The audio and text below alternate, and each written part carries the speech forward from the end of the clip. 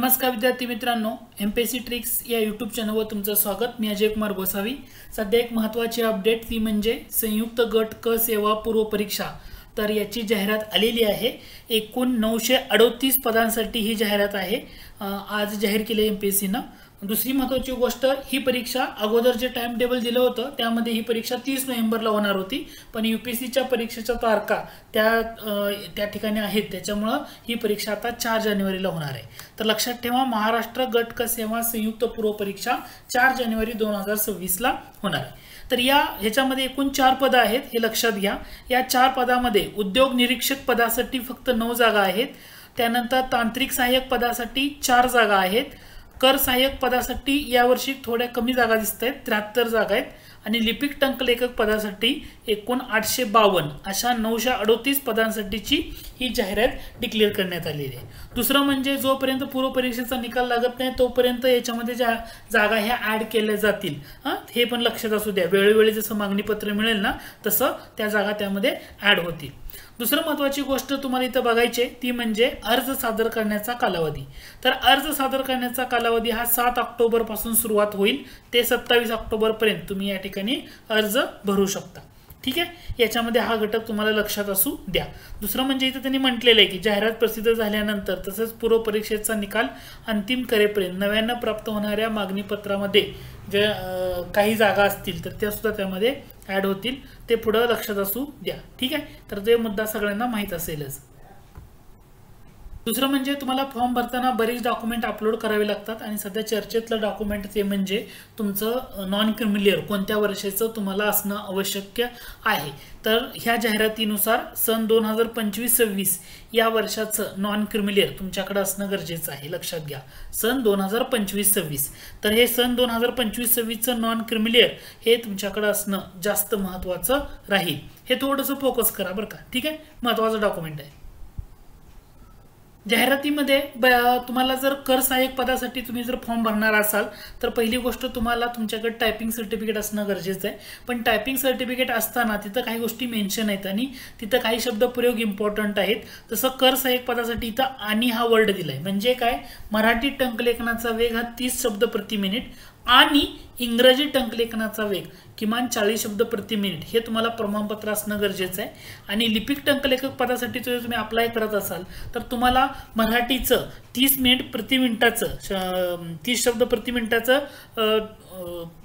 प्रमाणपत्र किंवा म्हणजे काय, एक तर मराठीचं चालू शकेल किंवा इंग्रजीचं टायपिंग सर्टिफिकेट असेल तर ते तुम्हाला तिथं चालू शकेल।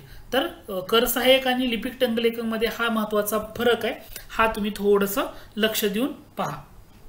आता या ठिकाणी यांची म्हणजे स्वतंत्र टंकलेखन कौशल्य चाचणी होणार आहे जर जे पास होतील ते विद्यार्थी लिपिक टंकलेखक पदासाठी आणि कर सहाय्यक ह्या संवर्गातल्या पदासाठी। ठीक आहे, दुसरी महत्त्वाची गोष्ट म्हणजे आयोगाचा जो ऑनलाईन अर्ज प्रणाली आहे तर त्या ठिकाणी तुम्हाला तुमची केवायसी करणं गरजेचं आहे। त्या ठिकाणी जो शासन निर्णय झाला होता म्हणजे 20 जून 2025 रोजी जो प्रसिद्धीपत्रक दिलं होतं त्याच्यानुसार ती पूर्ण करण्याची जबाबदारी म्हणजे स्वतंत्रपणे त्याचा कालावधी तुम्हाला उपलब्ध करून दिला जाईल, त्याची केवायसी पूर्ण करणं, आणि जो कालावधी दिला जाईल त्या कालावधीमध्ये केवायसी प्रक्रिया पूर्ण करणे अनिवार्य राहील। फॉर्म भरताना तुम्हाला काही प्रमाणपत्र किंवा कागदपत्र PDF फॉर्मॅटमध्ये त्या ठिकाणी अपलोड करणं गरजेचे आहे। जसं तुम्ही दिव्यांग असेल तर दिव्यांगासाठीचं, माजी सैनिक असेल तर किंवा खेळाडूंसाठी असेल तर ते सुद्धा प्रमाणपत्र म्हणजे जे प्रमाणपत्र आहेत ना ते तुम्हाला तिथं अपलोड करावे लागतील। तर प्रत्येक प्रमाणपत्र अपलोड करताना हे फाईल साईजचा पण विचार घ्या, लक्षात घ्या की किमान फाईल साईज ही 50 KB ते 500 KB पर्यंत असावी। महत्त्वाचं म्हणजे आता ह्या जागांचं डिस्ट्रीब्युशन कसं आहे बघा। उद्योग निरीक्षक पदासाठी एकूण 9 जागा आहेत, त्यामध्ये अराखीव ओपन मध्ये फक्त एकच जागा आहे 9 पैकी। त्याच्यानंतर तांत्रिक सहाय्यक पदासाठी फक्त 4 जागा आहेत। ओके, जाहिरात तर कशाला काढली, फक्त 4 जागांसाठी। ठीक आहे, याच्यामध्ये एकूण 4 जागा आहेत, ओपन साठी फक्त 1 आहे, बाकी डिस्ट्रीब्युशन तुम्ही बघू शकता बऱ्याच कॅटेगरीमध्ये त्या जागा नाहीत। कर सहाय्यक पदासाठी थोडंसं मला असं वाटतं की याच्यामध्ये जागा वाढ होणं अपेक्षित आहे, एवढ्या कमी जागा असून जमणार नाही कर सहाय्यक मध्ये, कारण डिमांड जास्त आहे तर इथं जागा जास्त असायला पाहिजेत। ओके, दुसरं महत्त्वाची गोष्ट म्हणजे तुम्ही जर थोडंसं कर सहाय्यक पदासाठी बघा 73 जागा आहेत, आणि या ठिकाणी अराखीव पद याच्यामध्ये जागांची संख्या बघा काय दिसते तुम्हाला, 0 जागा दिसते तिथं. ओके, तर नंतर तुम्हाला याच्यामध्ये काही ना काही जागा वाढ होणं अपेक्षित आहे असं मला वाटतंय. 0 जागा असून जमणार नाही तिथं. ठीक आहे, कर सहाय्यक पदासाठी. बाकी अनुसूचित जाती आणि अनुसूचित जमातीमध्ये जास्त जागा कर सहाय्यक पदाच्या तुम्हाला इथं पाहायला मिळतील. त्यानंतर लिपिक टंकलेखमध्ये 852 जागा आहेत, पण त्यामध्ये वेगवेगळे विभाग आहेत. जसं सामान्य प्रशासन विभाग आहे, त्याच्यामध्ये मंत्रालयीन प्रशासकीय विभागामध्ये 190 जागांचं डिस्ट्रीब्युशन दिलेलं आहे. त्यानंतर महाराष्ट्र लोकसेवा आयोगाच्या कक्षेमध्ये असणाऱ्या ह्या जागांचं डिस्ट्रीब्युशन तुम्हाला दिले आहे. असं बरेच तुम्हाला काय याच्यामध्ये तुम्हाला बरंच दिसते. उद्योग ऊर्जा विभागामध्ये पण दिसत आहेत क्लर्कच्या जागा, लिपिक टंकलेखकच्या. वित्त विभागामध्ये पण तुम्हाला पाहायला मिळेल. दुसरं सगळ्यात महत्त्वाचा गोष्ट राहते ती म्हणजे या ठिकाणी शैक्षणिक अर्हता. आता शैक्षणिक अर्हतामध्ये पहिलं जे विधान आहे ते नीट वाचून घ्या.